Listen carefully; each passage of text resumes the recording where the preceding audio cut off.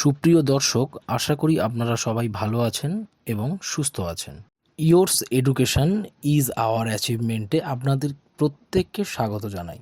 আপনারা যারা চাকরির পরীক্ষার জন্য প্রস্তুতি নিচ্ছেন, আমার এই ক্ষুদ্র প্রচেষ্টা হয়তো আপনাকে কোনোভাবে সাহায্য করতে পারে। বাই দ্য ওয়ে, আপনাদের সাথে রয়েছি আমি সায়ন এবং শুরু করছি সুবিদ দাস স্যারের কম্পিটিটিভ ম্যাথামেটিক চ্যালেঞ্জার বইয়ের শতকরার অধ্যায়ের অঙ্ক। প্রায়শই আমরা সবাই বলে থাকি যে আমরা যেসব পড়াশোনা বা যেসব অঙ্ক করছি চাকরির পরে কিন্তু এগুলো আর কাজে লাগে না খুব একটা। তবে আমি হলফ করে বলতে পারি এই অঙ্কটা আমাদের চাকরির পরেও কাজে লাগবে। তো দেখা যাক অঙ্কটিতে কি বলছে। বলছে এক ব্যক্তির বর্তমান বেতন 10,000 টাকা, পরপর 3 বছর বেতন যথাক্রমে 10%, 20% ও 30% বৃদ্ধি হলে 3 বছর পর বেতন কত টাকা হবে। দেখুন, আপনারা যারা আমার এই চ্যানেলের ভিডিওগুলো নিয়মিত ফলো করেন আশা করি তারা হয়তো জানবেন আমি বলেছিলাম যে পূর্বে বেড়েছে বা কমেছে সেক্ষেত্রে উপরে 100 দিয়ে নিচে বাড়বে বা কমবে, এবং যদি ভবিষ্যতে বাড়বে বা কমবে বলে তাহলে তলায় 100 দিয়ে উপরে বাড়বে বা কমবে।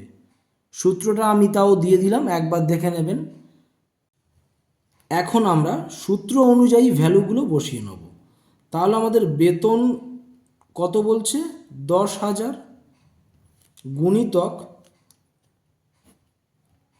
10% বৃদ্ধি হবে বলছে না প্রথমে, তাহলে 110/100 গুণিতক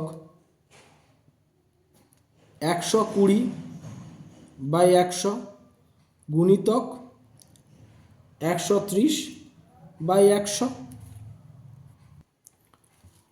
উপরের যদি আমি 3টে শূন্য কেটে দিই, তলায়ও আমি সেইভাবে একইভাবে 3টে শূন্য কেটে দিলাম। এবার তলায় পড়ে আছে 3টে শূন্য, এই 3টে শূন্য আবার আমি কাটলাম এবং এখানের এই 3টে শূন্য কেটে দিলাম। তাহলে আমার কত পড়ে থাকছে 10 গুণিতক 11 গুণিতক 12 এবং গুণিতক 13। দেখুন এখানে গুণটা অনেক বড়, তাই আমি আর গুণটা করে দেখালাম না। যদি কেউ দুই সংখ্যার গুণ খুব শর্টে কিভাবে করতে পারা যায় সেটা দেখতে ইচ্ছুক হয়ে থাকেন তাহলে আমার আগের ভিডিওতে সেটা দেওয়া আছে, আপনারা চাইলে দেখতে পারেন। তাহলে এই 10, 11 ইন্টু 12 ইন্টু 13 যদি গুণ করি তাহলে কত হচ্ছে আমাদের অ্যান্সার হচ্ছে 17,160। অর্থাৎ অপশান সি হলো আমাদের সঠিক অ্যান্সার। ধন্যবাদ।